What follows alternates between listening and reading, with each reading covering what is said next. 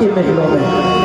और जो ऊषा का कक्ष था, कमरा था ना, वही पलंग रख दिया। जैसे पलंग रखा, पलंग की ठोकर लगी जमीन की, सोई अनिरुद्ध महाराज जाग गए। मैं कहाँ आ गया? सोई ऊषा पहुंच गई बगल से, बोले महाराज चुप रहो, मैंने ही आपको बुलवाया है यहाँ। मैं आपसे बहुत प्रेम करती हूँ, आप मुझे अधिक प्रिय हो। और भैया ऊषा अनिरुद्ध दोनों साथ में रहने लगते हैं।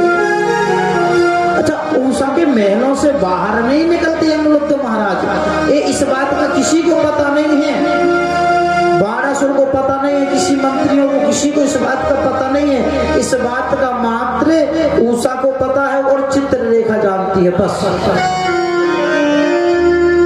पर कब तक सिर्फ छिपा करके रख सकती है? एक ना एक दिन तो पता ही लग जाएगा सबको।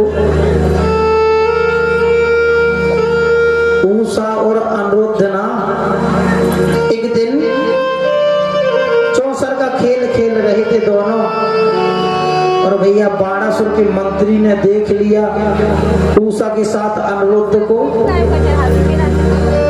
मंत्री गया, मंत्री ने जाकर के बाणासुर से बोल दिया, महाराज ऊषा के महलों में कोई पुरुष है? हाँ, ऊषा के साथ में कोई पुरुष रहता है महलों में? मैंने पुरुष को देखा है ऊषा के साथ में। सोई भैया चारों तरफ से महल घेर लिया और चढ़ाई कर दी। अब तो भैया अनिरुद्ध का और बाणासुर का युद्ध होने लगा। पहले तो खंबे उखाड़ उखाड़ करके मारते अनिरुद्ध महाराज, लास्ट में बाणासुर ने अनिरुद्ध महाराज के दोनों हाथ बांध दिए। बोलो राधे राधे। दोनों हाथ बांध दिए और खंबे से बांध दिया। बोलो मैया जय श्री कृष्णा। अब क्या हो? अब यहां से आगे का काम कौन करेंगे? नारद जी बोले हम किस लिए हैं? नारद जी तमाशा देख रहे थे और जैसे ही बाणासुर ने अनिरुद्ध को बांधा, सोई नारद जी नारायण हरि करते हुए पहुंच गए द्वारका। अरे प्रभु, आप बड़े प्रसन्नता से द्वारका में बैठे बैठे मुस्कुरा रहे हो।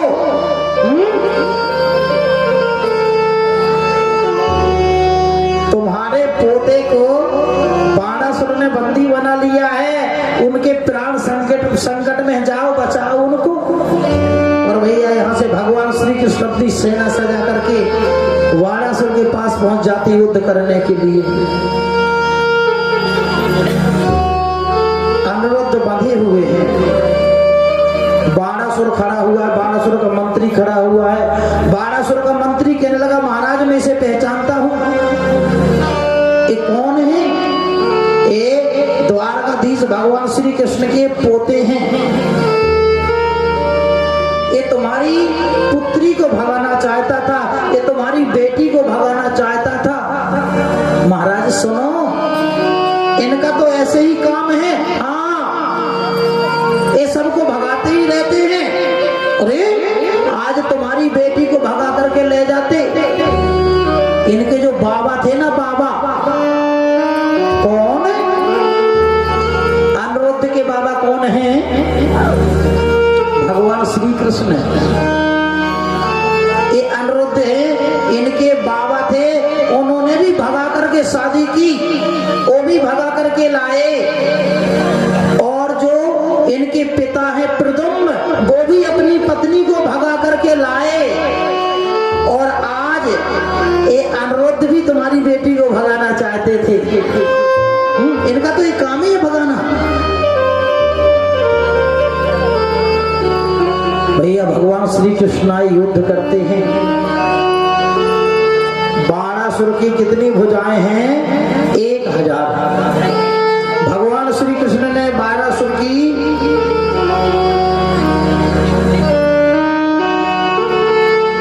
996 भुजाएं काट दी, मात्र 4 भुजाएं छोड़ी, पर वध नहीं किया।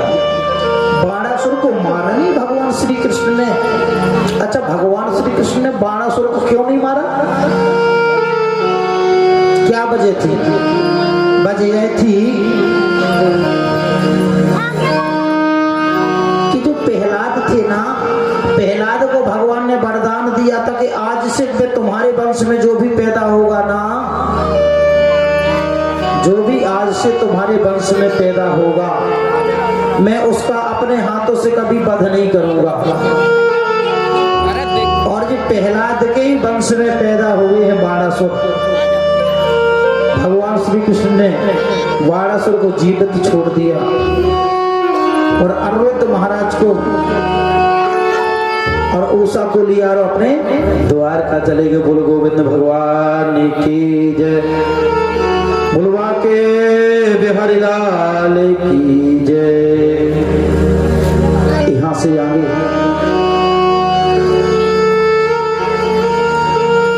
भीम जरासंध का उद्धार करते हैं, जरासंध का वध करते हैं। जरासंध ने 20,800 राजाओं को कैद करके रखा हुआ था, जहां भगवान श्री कृष्ण ने किले से बाहर 20,800 राजाओं को आजाद किया। यहाँ पांडवों के यज्ञ की तैयारी हो रही है। किसकी तैयारी हो रही है? पांडवों के यज्ञ की तैयारी हो रही है। अच्छा जी बताओ, जब कोई बड़ा काम करते हैं ना तो जिम्मेवारी सौंपते हैं, दूसरे को काम सौंपते हैं। भैया घर में शादी है, घर में हवन है या कथा है ना, तो एक काम करना, कोई तो भोजन बनाने का काम करना, कोई परोसने का काम करना, कोई पैर धुलने का काम करना, कोई पत्तल उठाने का काम करना, कोई सब्जी लाने का, राशन लाने का काम करना, काम सौंपते हैं ना। ऐसे ही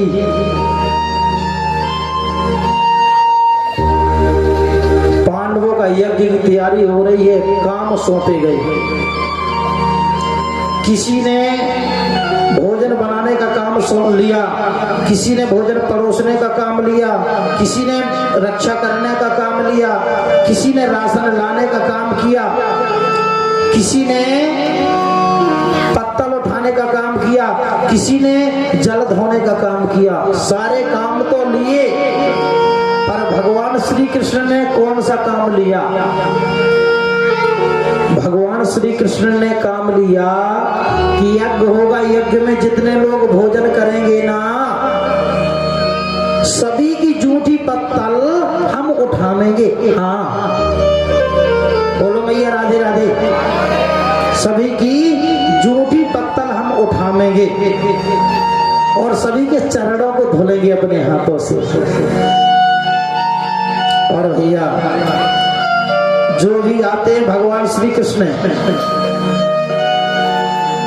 सभी के चरणों को धुलते हैं, अपने पीतांबर से सभी के पैरों को पोंछते हैं, जल को साफ करते हैं। अच्छा ये काम तो बट गए, कौन काम कौन करेगा, कौन सा काम कौन करेगा, कौन सा काम कौन करेगा, क्या कौन काम करेगा। अब नंबर आया कि पहले सर्वप्रथम पूजा किसकी होगी। हाँ, क्योंकि जब कोई बड़ा कार्य होता है ना तो पहले पूजा भी होती कि नहीं होती? पूजा होती है ना। प्रथम पूजा, अग्र पूजा किसकी होनी चाहिए? सभी लोग कहने लगे अग्र पूजा द्वारकाधीश कृष्ण भगवान की होनी चाहिए। हाँ, किसकी होनी चाहिए? अग्र पूजा द्वारकाधीश कृष्ण भगवान की होनी चाहिए, सभी लोग कहते हैं। पर सभी को अच्छा लगा, किसे अच्छा नहीं लगा?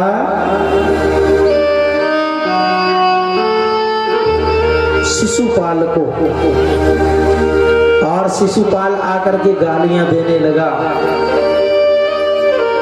भगवान श्री कृष्ण को शिशुपाल गालियां दे रहा है।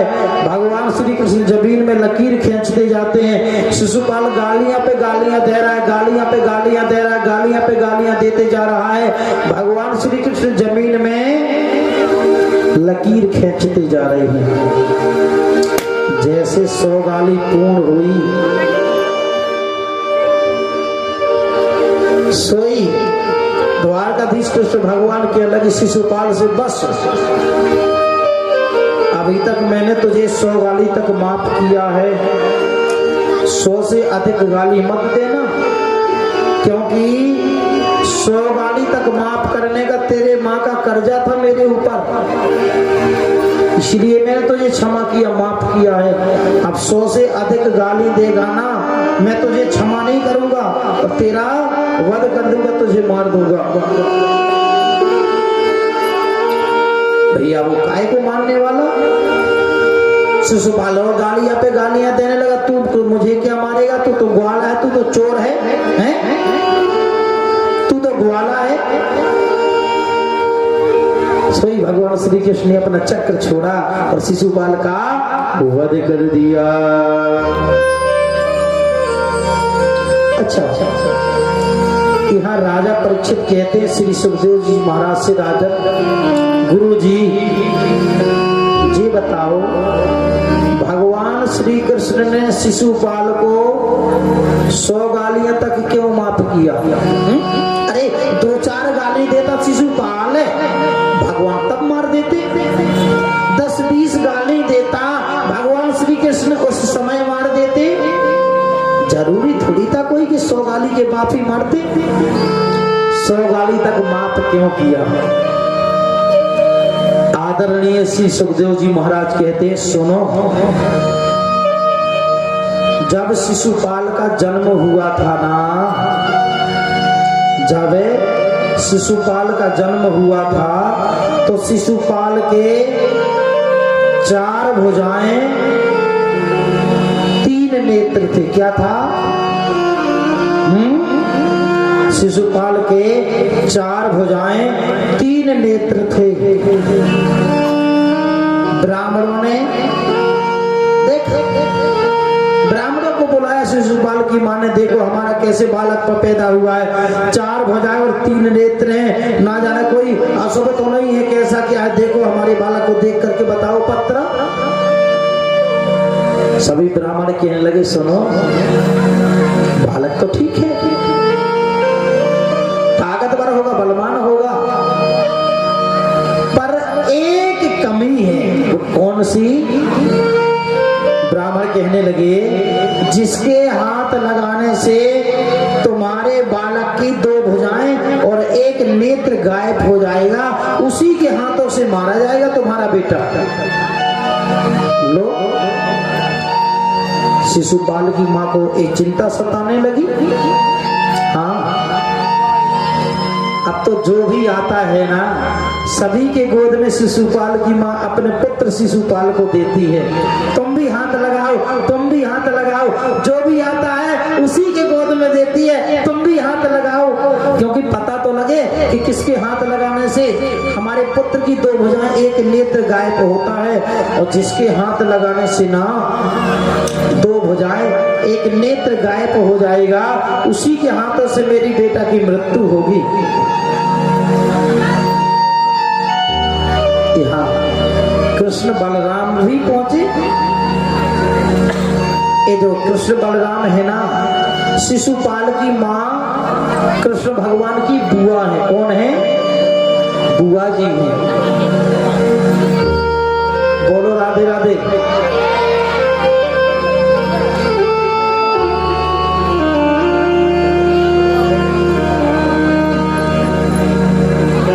जी बताओ, यहाँ कथा में किसी की फपुआ सास तो नहीं आई? आई है? बड़ी खतरनाक होती है फपुआ सास। आई है? बच के रहियो। अपनी सास तो थोड़ा सीधी सादी रहती है, ठीक ठाक है, और भैया फपुआ सास बड़ी खतरनाक सास होती है। हाँ, वो न डरती किसी को, मिनट मिनट में रूठती न रूठती। हाँ, याद है भैया? राधे राधे भाई। एक दिन सभी लोग फपुआ सास बनते हैं। बोले महाराज हम भी रूठेंगे तो। हाँ, बड़ी सीधी सादी सास होती है, होती नहीं होती? अपनी सास बड़ी सीधी सादी होती नहीं होती? सास का मतलब जानते हो क्या होता है? सास का मतलब होता है कि बहू को 1 मिनट भी सांस ना लेने दे उसे हम सुन बरसा मेरी बारी, सुन बरसा मेरी बारी, गुलाम तेरा बनी बारी,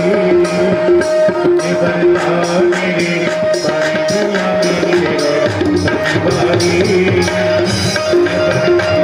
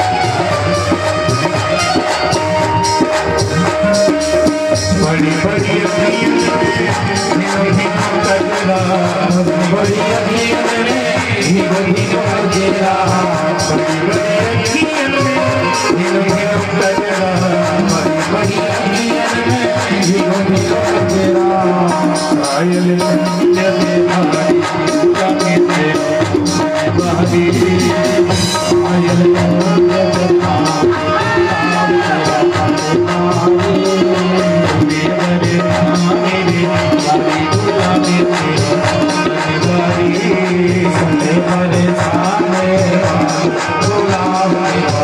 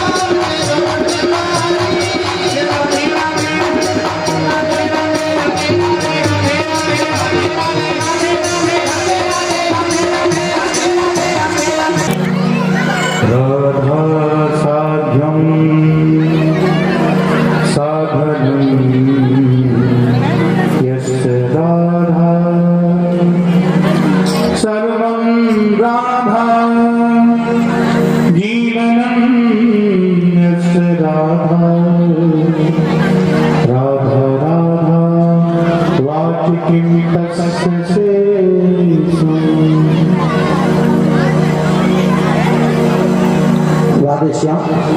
जगह बहुत ही अभी सभी माता बहन आराम से बैठ जाओ।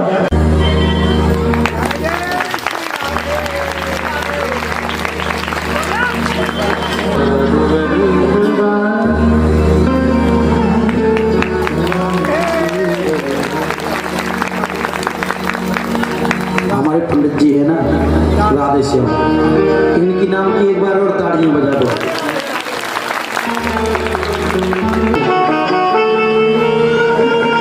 सभी लोग अच्छे हैं। हाँ, और सुनो, ये हमारी 111वीं भागवत कथा है। कौन से नंबर की? 111वें नंबर की भागवत कथा है।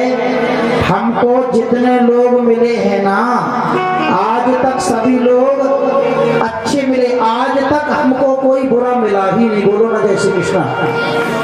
सच में, ऐसा मत सोचना कि बोल रहे, रियल में हमें आज तक जितने लोग बोले सभी लोग अच्छे ही मिले हैं।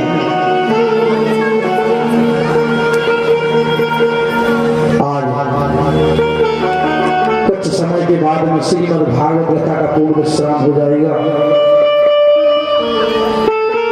आज उषा अनिरुद्ध की कथा सुनाते हुए सूत जी महाराज ऊंचे सिंहासन पर बैठ कर ये कथा सुना रहे हैं। सूत जी महाराज ऊंचे सिंहासन, सुदामा चरित्र की कथा आती है।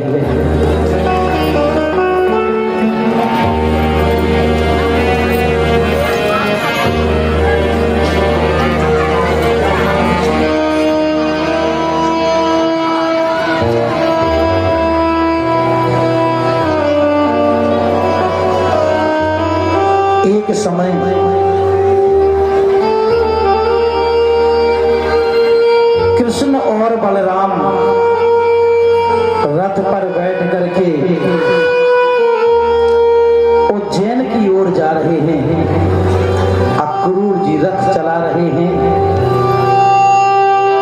जंगल में से कृष्ण भगवान का रथ चला जा रहा है। घना जंगल है। आपने देखा होगा जंगल में बड़े बड़े कांटे होते हैं, झाड़ियां होती हैं। वह बालक रास्ता देख देख करके कदम अपना रखता है, कदम बढ़ाता है। और हुआ क्या, उस बालक ने जैसी कदम आगे बढ़ाया चलते हुए गलती से एक कांटे पर पैर रख गया और उस बालक के पैर में कांटा लग गया। कांटा चुभ गया।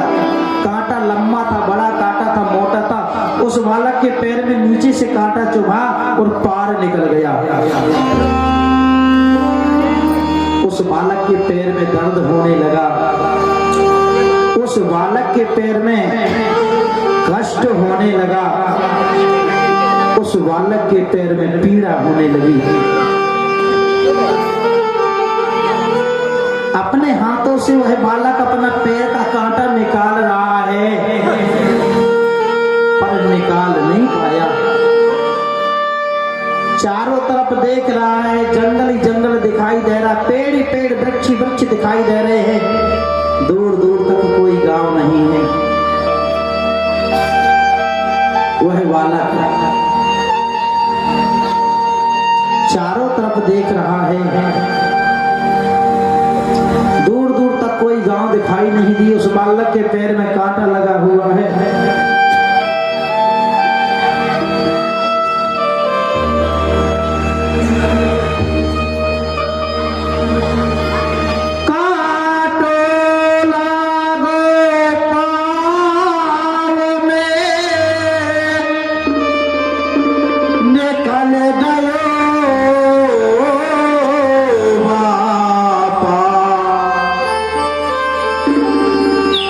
दर्द सहो ना जात है,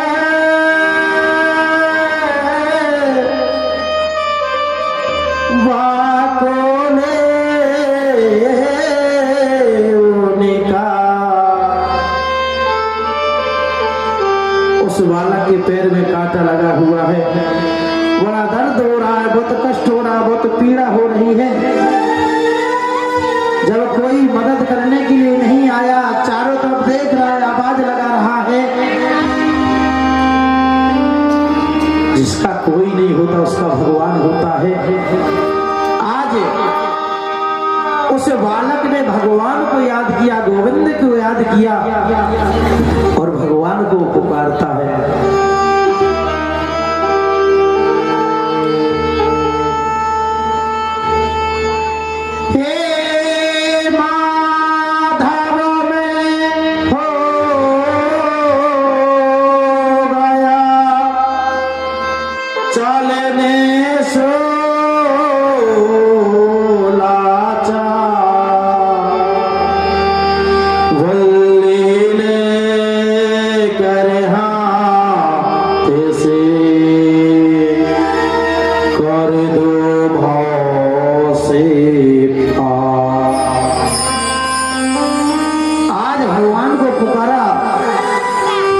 उसी रास्ते से कृष्ण भगवान रथ पर बैठे हुए चले जा रहे थे जंगल में से, और रोने की आवाज भगवान श्री कृष्ण ने सुनी। अक्रूर जी से रथ रोकने के लिए बोला। रथ से नीचे कृष्ण भगवान नीचे उतरते हैं, और जिधर जंगल में से रोने की आवाज आ रही थी ना, आज उसी तरफ को आज कृष्ण भगवान जाकर के देखते हैं। क्या देखते हैं? बालक है, उस बालक के पैर में कांटा लगा हुआ है, रो रहा है, आंखों से अश्रु की धार बह रही है, उसे बहुत कष्ट हो रहा है, बहुत पीड़ा हो रही है, बहुत दर्द हो रहा है।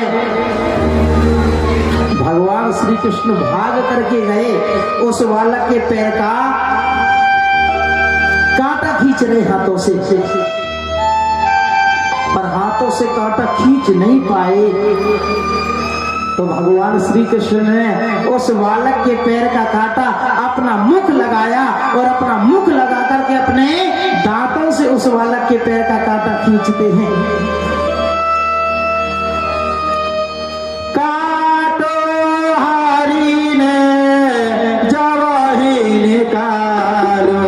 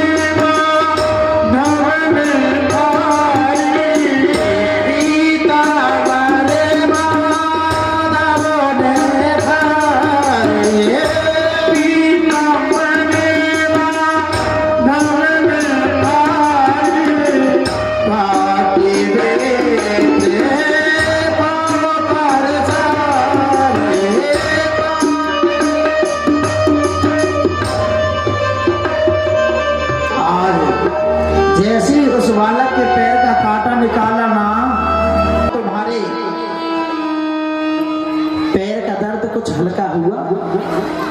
उसे बालक कहने लगा, हाँ भैया, जब से तुमने हमारे पैर में पट्टी बांधी है, पैर का कांटा निकाला है ना, तो हमारे पैरों का दर्द कुछ हल्का हुआ है, कुछ कम हुआ है।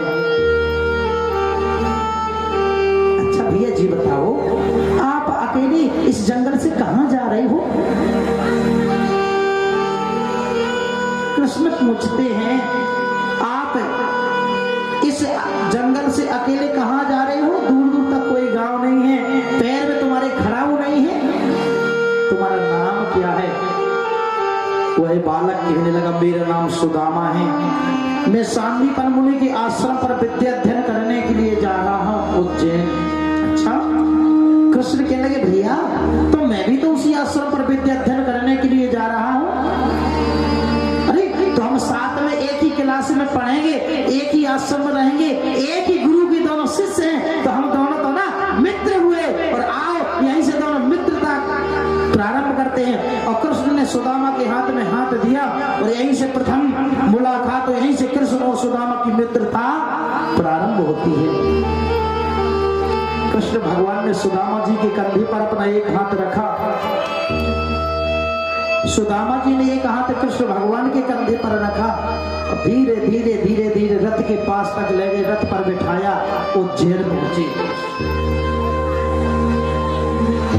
आज सांदीपन मुनि कहते हैं, आज वो वक्त आ गया, आज वह समय आ गया।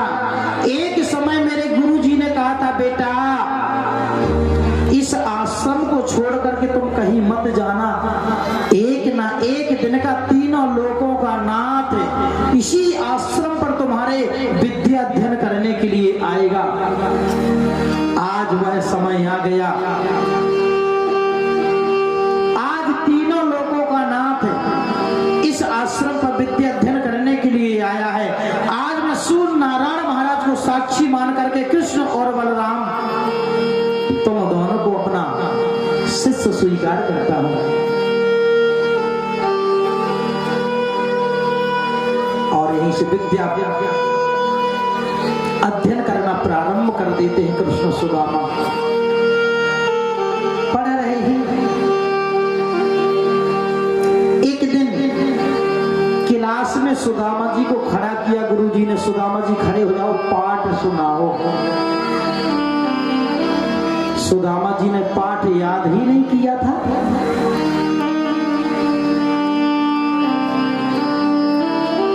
अरे सुदामा, जिस दिन से तुम कृष्ण के साथ में रहने लगे हो ना, उस दिन से तुमने पढ़ना लिखना सब बंद कर दिया, सब कुछ भूल गए हो। तुम खड़े रहो, तुमको दंड दिया जाएगा।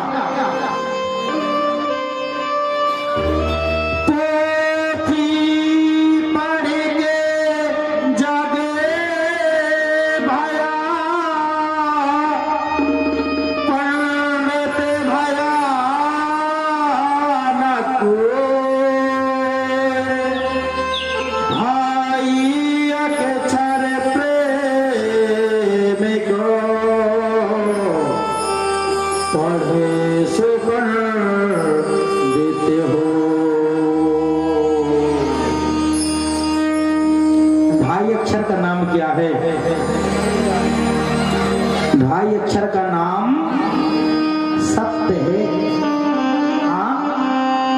और जिसे सत्य की पहचान हो गई ना, उसे परमात्मा मिल गया। और जिसे परमात्मा मिल गया ना, क्या वो जिसका मित्र भगवान हो, जिसके साथ में भगवान रहता हो, तो क्या वो भगवान को छोड़ करके पढ़ाई करेगा क्या? अरे जिसके लिए हम सब कुछ कर रहे हैं, जब वही हमारा मित्र है, तीनों लोगों का नाथ हमारा मित्र हमारे साथ रहता है, हमारे साथ पढ़ता है, हमारे साथ सोता है,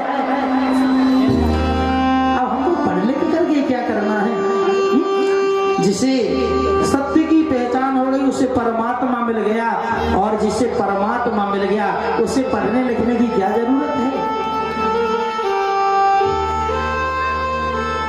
कृष्ण, तुम खड़े हो, कन्हैया को खड़ा किया गुरुजी ने, तुम ही खड़े हो जाओ। कृष्ण, तुम पाठ सुनाओ।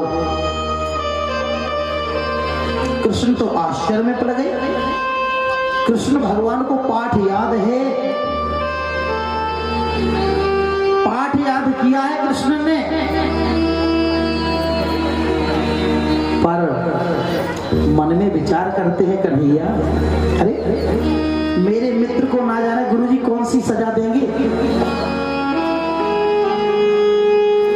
तो मैं भी अपने मित्र के लिए सब कुछ भूल जाता हूँ। जो सजा हमारे मित्र को मिलेगी, वही सजा, वही दंड हमें स्वीकार है। मैं भी अपने मित्र के लिए सब कुछ भूल जाता हूँ।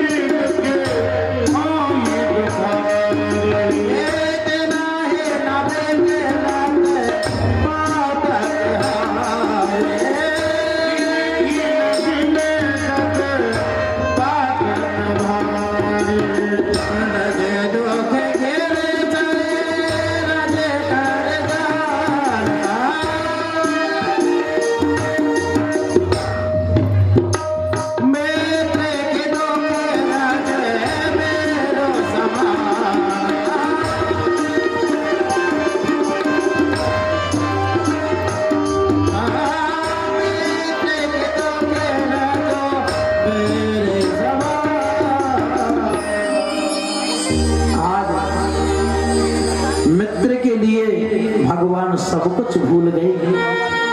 कहते हैं मित्रता करना तो सरल होता है, मित्रता करनी तो बहुत सरल होती है, पर मित्रता निभानी बहुत कठिन पड़ती है। हाँ? लोग बाग अपना काम बनाने के लिए मित्र बना लेते हैं, अपना स्वार्थ निकालने के लिए मित्र बना लेते हैं। जब स्वार्थ निकल गया ना, काम निकल गया ना, तो मित्र को ठुकरा देते हैं, मित्रता भूल जाते हैं। दोस्ती वह चिराग है जो बुझ ना सकेगी, बुझाना चाहे लाके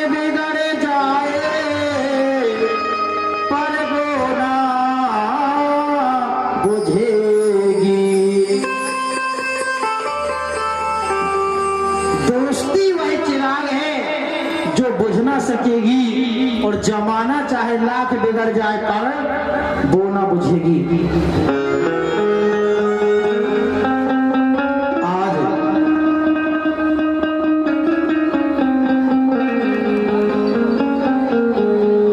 देखो जो मित्रता होती है ना, तो मित्र का नाता सबसे बड़ा नाता माना गया है। बोलो ना मैया जय श्री कृष्णा। जब बालक जन्म लेता है ना, बालक के पैदा होते ही माता पिता बने बनाए मिल जाते हैं। जब बालक जन्म लेता है तो बालक अपने माता पिता को ढूंढने के लिए जाता है, मैं किसे अपना माता पिता बनाऊं, कि बने बनाए मिल जाते हैं, पैदा होती। बोलो मैया। अरे जब बालक जन्म लेता है ना, तो मम्मी पापा को ढूंढने के लिए थोड़ी जाता कि मैं किसी अपना मम्मी पापा बनाऊं। बालक के पैदा होते ही माता पिता बने बनाए मिल जाते हैं, भाई बहन बने बनाए मिल जाते हैं, चाचा चाची बने बनाए मिल जाते हैं, मामा मामी मिल जाते हैं, बुआ फूफा मिल जाते हैं, मौसा मौसी मिल जाते हैं, सारे रिश्तेदार मिल जाते हैं, पर कौन नहीं मिलता? मित्र नहीं मिलता पैदा होते। मित्र बनाना पड़ता है। मित्र बड़े होकर के सोच समझ करके बनाते हैं। हाँ, इसलिए मित्र का नाता सबसे बड़ा नाता माना गया है। अच्छा एक बात बताओ, जब बालक पैदा होता है ना, बचपन में सबसे ज्यादा प्रेम बालक किससे करता है? बचपन में बालक सबसे ज्यादा प्रेम किससे करता है? माँ से। और जब वही बालक जवान हो जाता है, जब उस बालक की शादी हो जाती है, फिर किससे प्रेम करता है? श्रीमती जी से। फिर मम्मी जी को भूल जाता है। काहे की मम्मी जी? और जब वही बालक बूढ़ा हो जाता है, फिर किससे प्रेम करता है? फिर ना माँ से बात करता, ना फिर पत्नी से प्रेम करता, फिर बुढ़ापे में किससे प्रेम करता है? अपने पोता और पोतियों से। बोलो राधे राधे। हाँ, बुढ़ापे में पोता पोतियों से बहुत प्रेम करते हैं। करते नहीं करती? हाँ।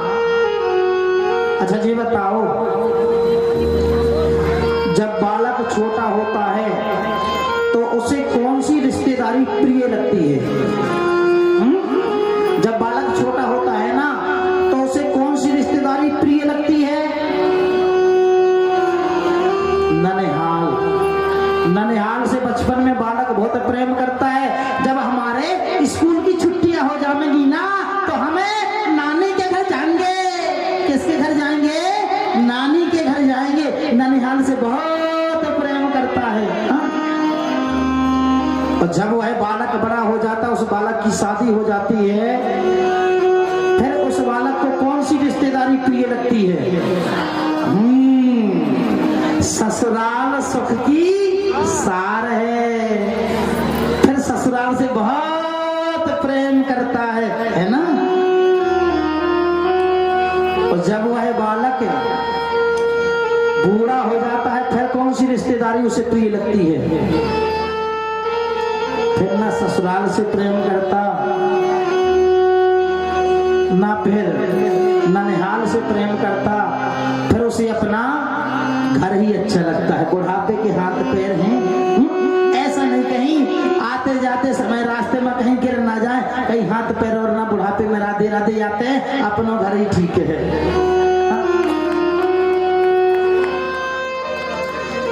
आज कृष्ण और बलराम को गुरुजी ने संपदा लेने के लिए, यज्ञ के लिए, लकड़ी लेने के लिए जंगल भेजा। जाओ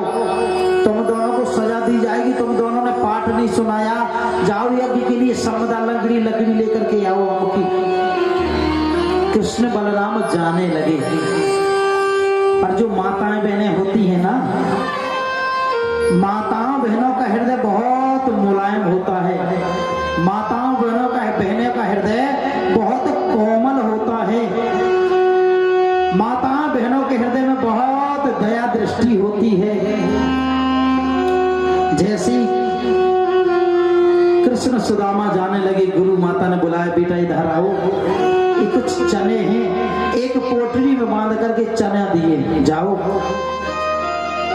देर सवेर हो जाए, लेट हो जाओगे, भूख लगेगी तो तुम दोनों मित्र आपस में इन चनों को खा लेना। चना लेकर के जंगल पहुंच गए।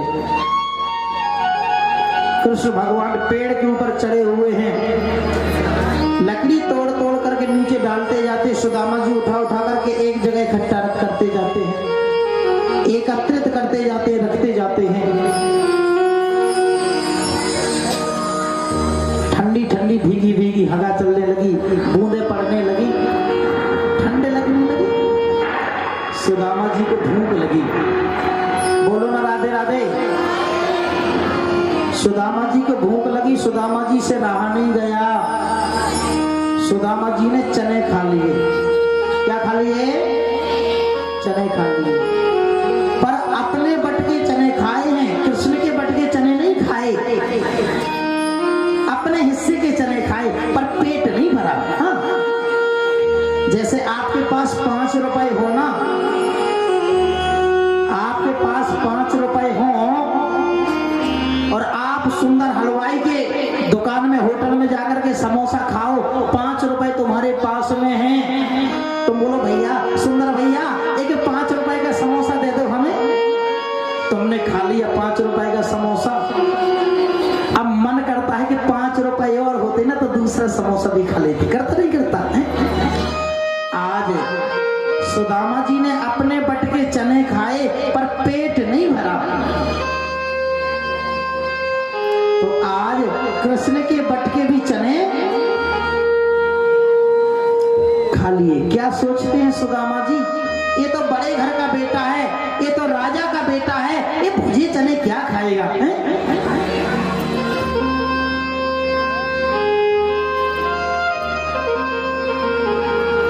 बड़े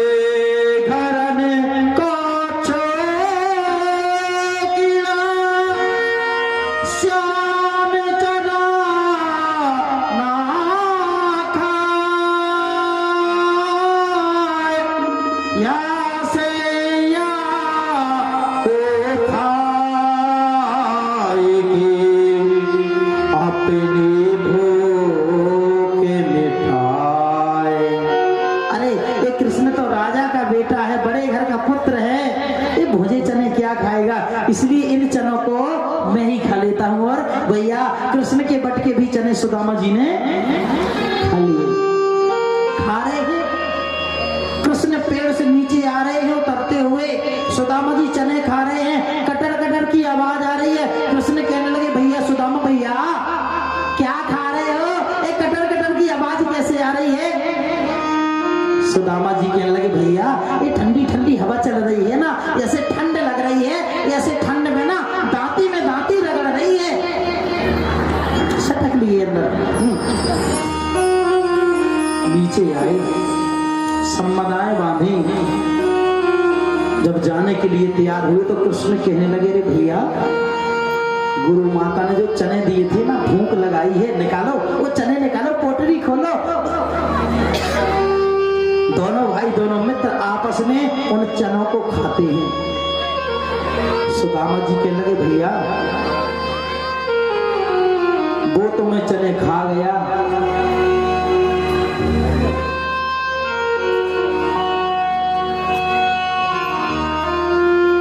आज सुदामा जी को कृष्ण ने श्राप दिया।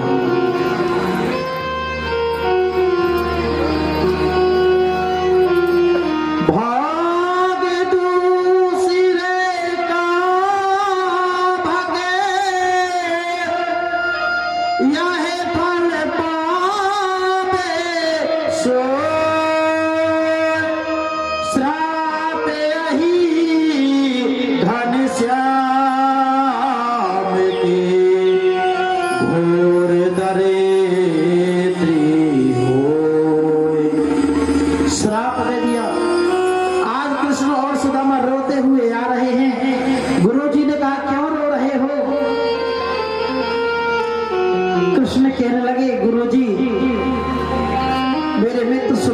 मेरे हक के चने खा लिए हैं।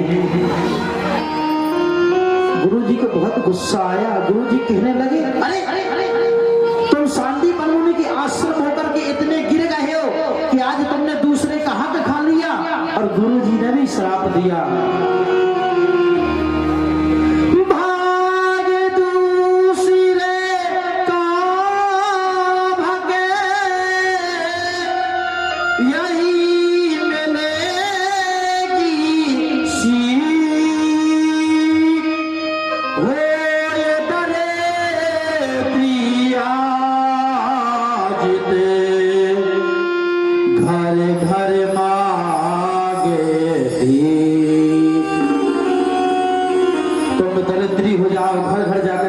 मांगोगे।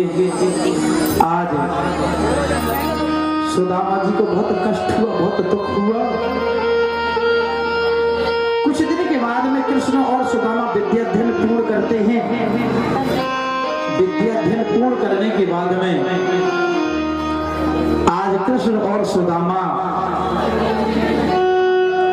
अपने अपने घर जाने के लिए तैयार होते हैं।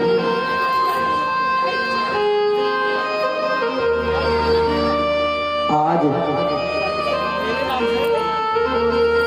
कृष्ण अपने रथ पर खड़े हुए हैं अपने मथुरा जाने के लिए, और सुदामा जी जमीन पर खड़े हुए हैं अपने सुदामापुरी जाने के लिए।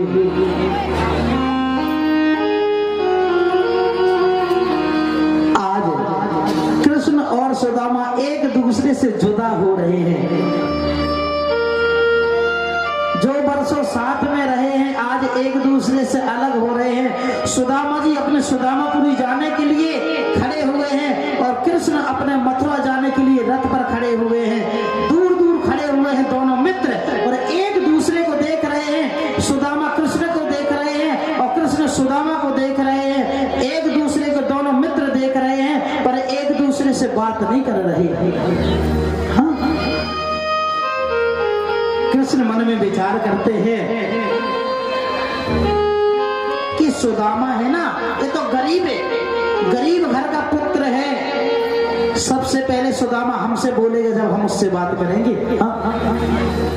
और सुदामा जी इसलिए नहीं बात करते कृष्ण से। सुदामा मन में विचार करते हैं, अरे ये तो क्षत्रिय का बालक है कृष्ण, मैं तो ब्राह्मण का पुत्र हूँ। सबसे पहले कन्हैया हमसे बात करेगा जब हम उससे बात करेंगे। आज कृष्ण सुदामा को देख रहे हैं और सुदामा कृष्ण को देख रहे हैं। एक दूसरे को देख रहे हैं पर एक दूसरे से बात नहीं कर रहे। जब अधिक समय हो गया तो कृष्ण से नहीं रहा गया। और कृष्ण क्या कहते हैं सुदामा से,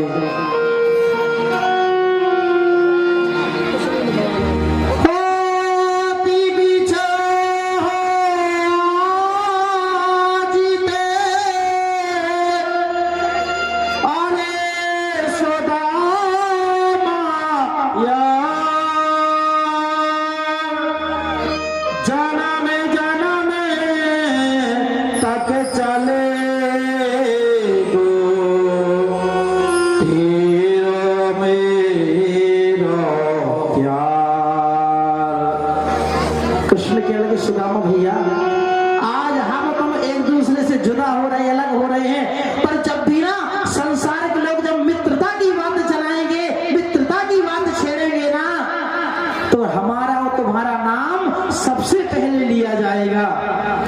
सुदामा जी कहने लगे, वाह वाह रे कृष्ण, मित्रता की बात करता है और खड़ा है ऊंचे जगह पर, रथ पर खड़ा हुआ है और मित्रता की बात करता है। अरे मित्र तो बराबरी का होता है, मित्र बराबरी का होता है जो कंधे पर कंधा लगा कर चलाए। रथ के ऊपर खड़ा हुआ है और मित्रता की बात करता है। सुदामा जी क्या कहते हैं कृष्ण से,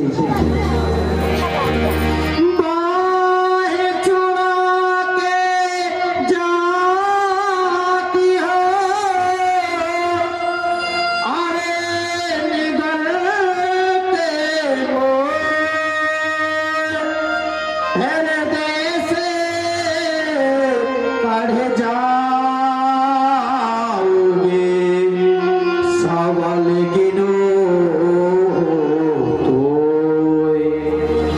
सुदामा जी कहने लगे कृष्ण से, कृष्ण यदि आप जाना चाहते हो तो चले जाओ,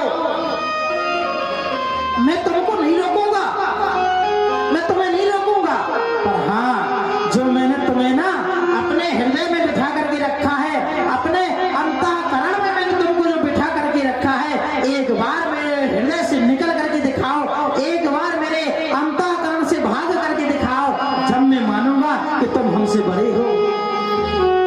जैसे ही सुदामा जी ने बोला, कृष्ण तुरंत रथ से नीचे कूदे और जाकर के सुदामा जी के चरणों में लेट गए, भैया मुझे माफ कर देना, मैं समझ नहीं पाया। आज सुदामा जी अपने सुदामापुरी चले जाते हैं और कृष्ण अपने द्वारका चले जाते हैं।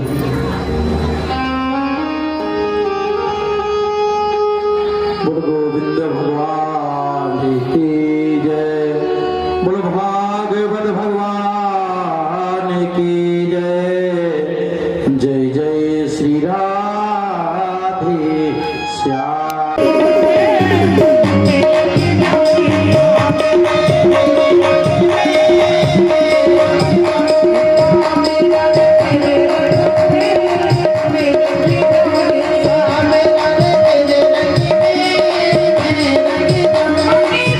you.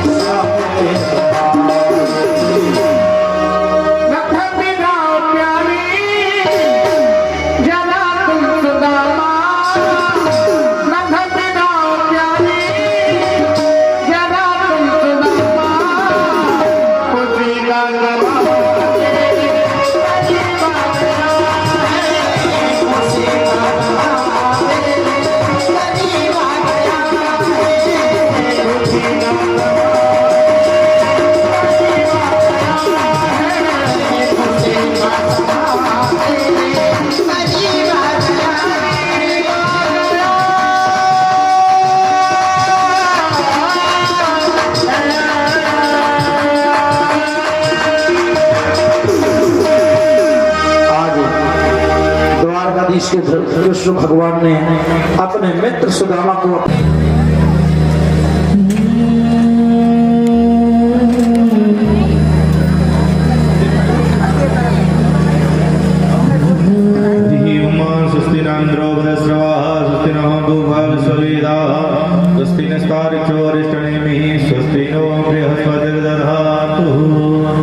मंगलम भगवान विष्णु मंगलम गणध्वज मंगलम पुंडरीकाक्ष मंगलायस्तनो श्री राधे। इसके बाद में जो आगे हमारी माताएं बहनें बैठी हैं सभी आज सभी सुदामा जी का पूजन करने के लिए आप लोग आए।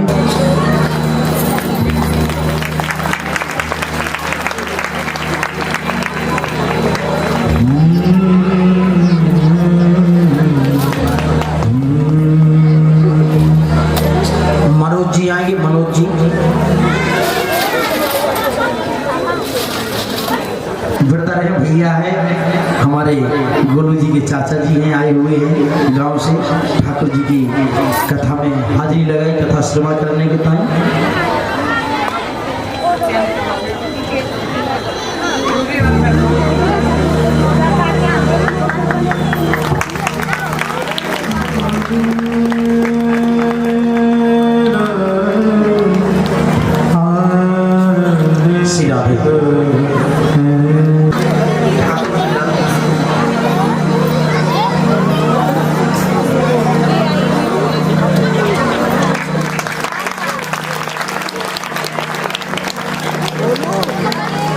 राधे राधे।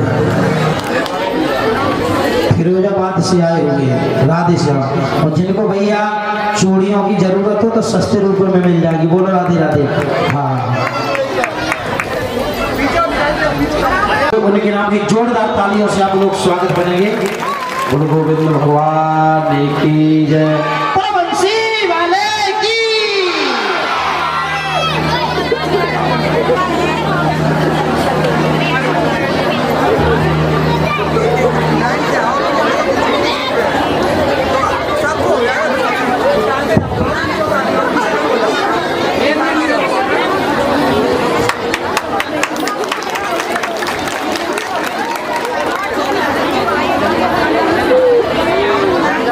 श्री राधे।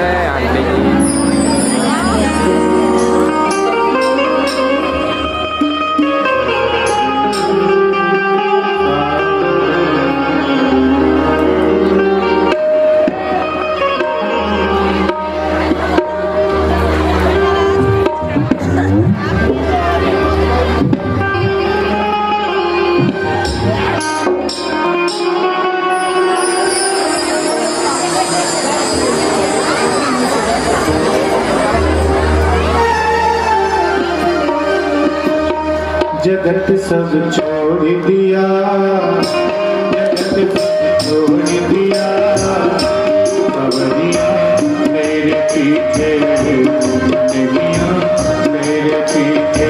जगत सब छोड़ दिया, जगत सब छोड़ दिया, कवरिया मेरे पीछे कवरिया मेरे पीछे। जगत सब छोड़ दिया, ये ऋण जोड़ लिया।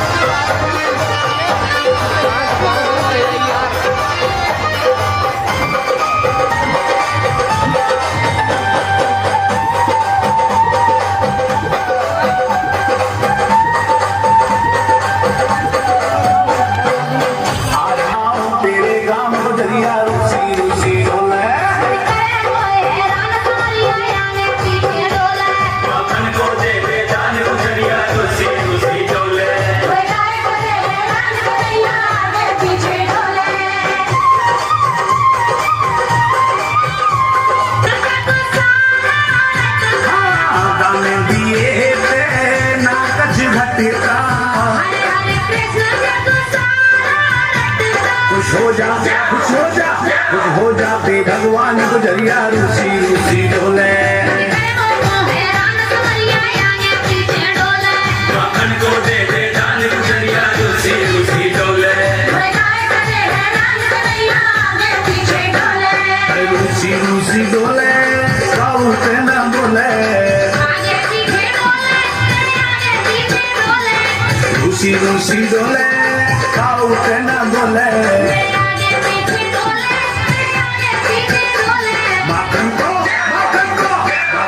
दे दे दान गुजरिया रूसी रूसी डोले माखन को दे दे दान गुजरिया रूसी रूसी डोले माखन को दे दे दान गुजरिया रूसी रूसी डोले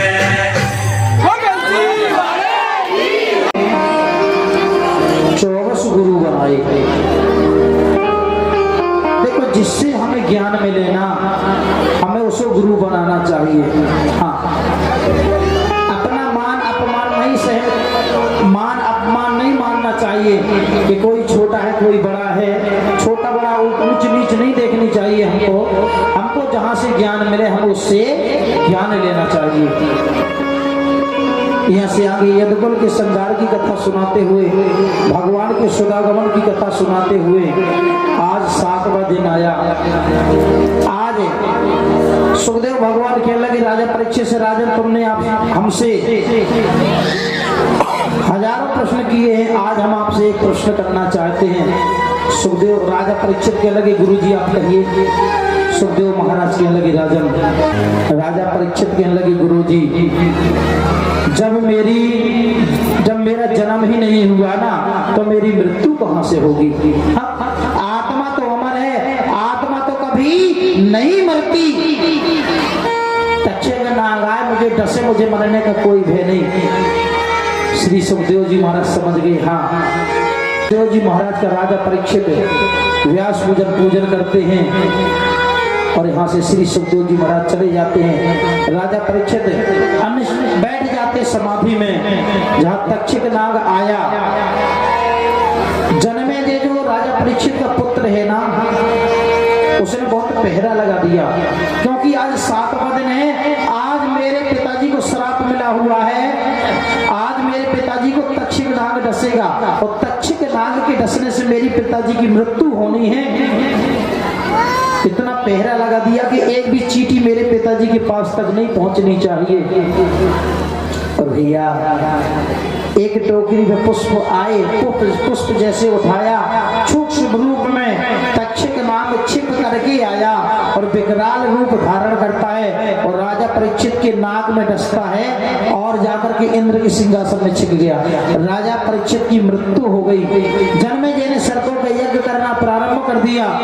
ब्राह्मण वेद मंत्रों का उच्चारण करते हैं, जैसे स्वाहा बोलते हैं तो सभी सर्प आते हैं, जलती हुई हवन कुंड में स्वाहा हो रही है।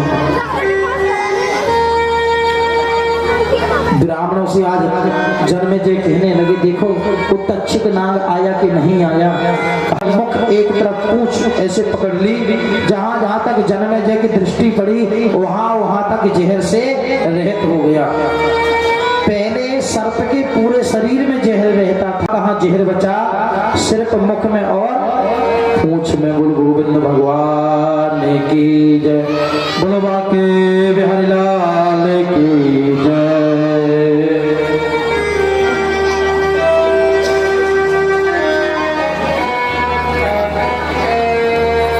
नाम संकीर्तनम यस्य सर्व पाप प्रणाशिनम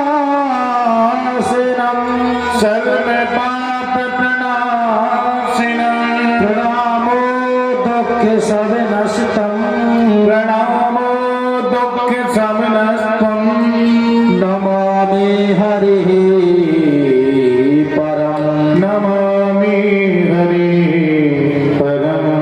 नाम संकीर्तनम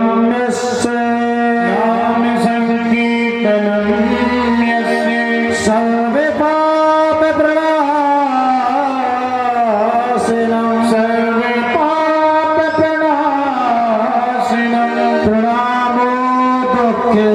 शवनस्तम नमो दुःख शमनस्तम नमामि हरिः परम नमामि हरि परम गुरु भागवत भगवान की जय बोलो श्री सुखदेव जी महाराज की जय बोलो द्वारकाधीश कृष्ण भगवान की जय गुरु सतगुरुदेव महाराज की जय सभी साधु संतों की जय बोलो भगवान भगवान की जय बोलो श्री हनुमान जी महाराज की जय श्री बालाजी सरकार की जय जय जय श्री राधे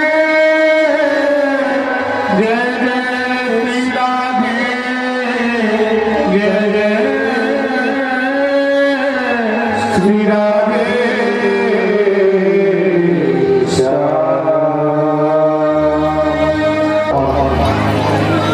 आज सप्तदिवसीय श्रीमद् भागवत कथा का पूर्ण विश्राम हुआ। 7 दिन तक हमने आप लोगों को कथा सुनाई।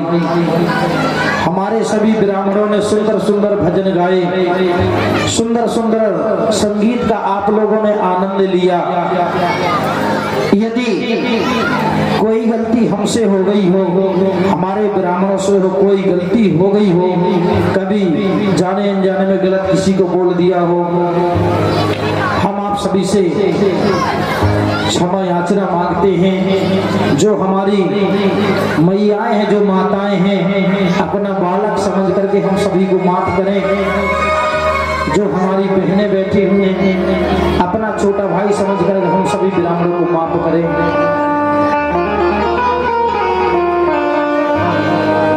और देखो, आप लोगों का बहुत बड़ा श्रेय रहा कि आप लोग सभी लोग कथा सुनने के लिए आए हैं। और सभी लोगों का इस व्यासपीठ से वंदन अभिनंदन है, पूर्ण आशीर्वाद है।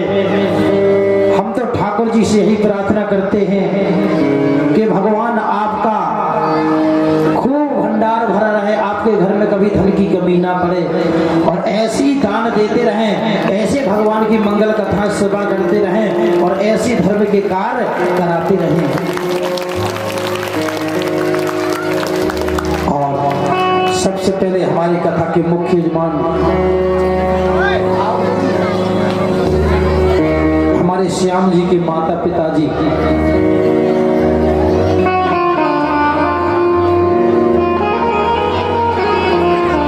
हमारे श्री कृष्ण जी एवं सावित्री देवी ये कथा के मुख्य यजमान रहे, कथा के परिचित रहे। इनके नाम की जोरदार तालियां आप लोग बजाएंगे। और हमारे श्याम जी, हमारी पूजा जी, जो बेचारे खड़े हो जाते हैं, कभी मना नहीं करते धर्म के लिए, हाँ? इनके नाम की भी जोरदार तालियां बजाएं।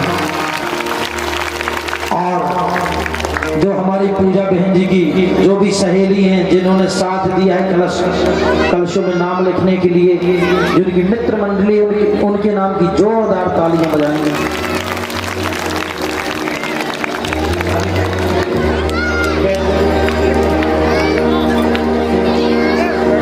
और हमारी सभी माताएं बहनें,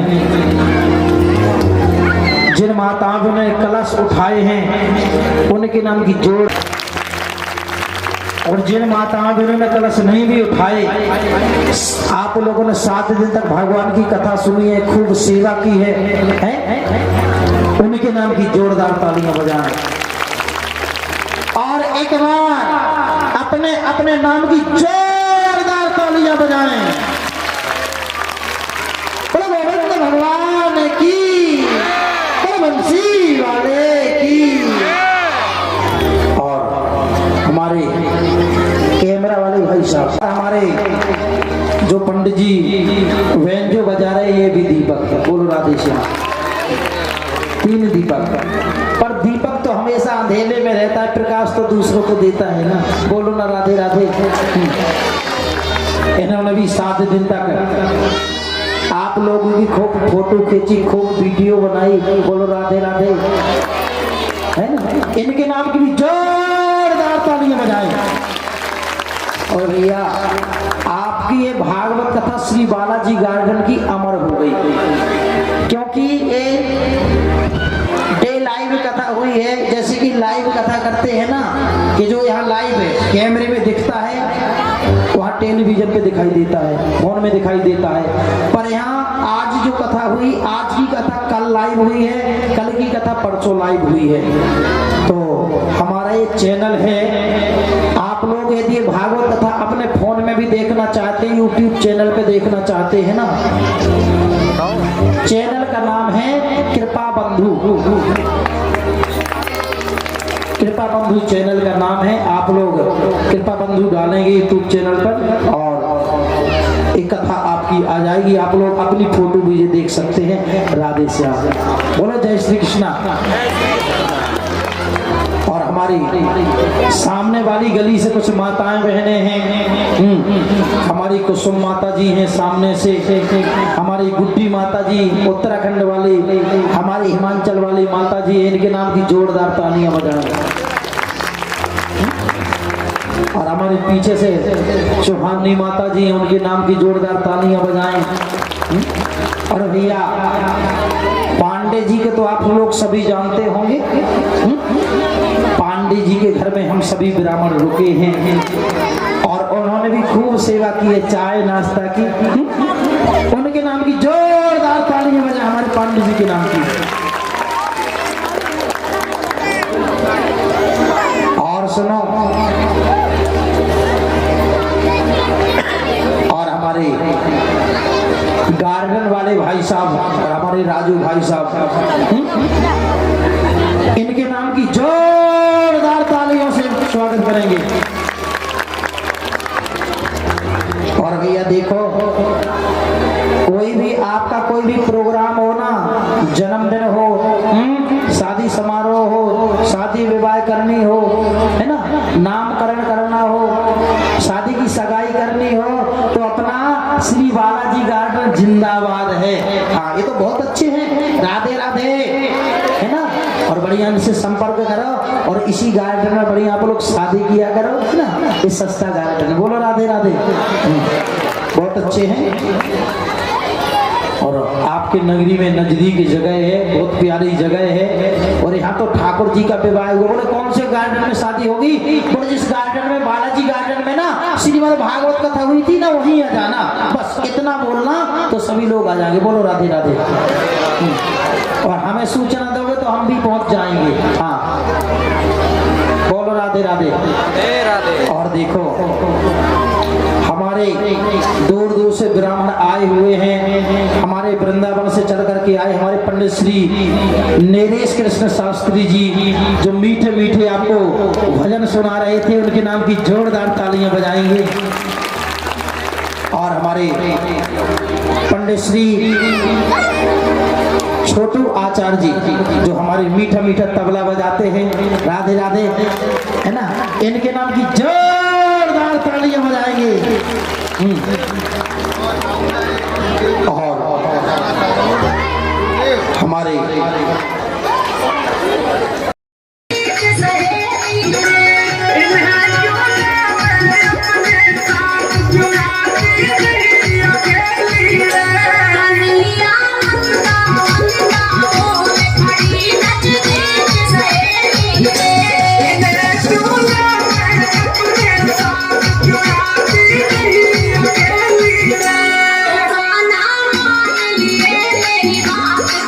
दुख दुख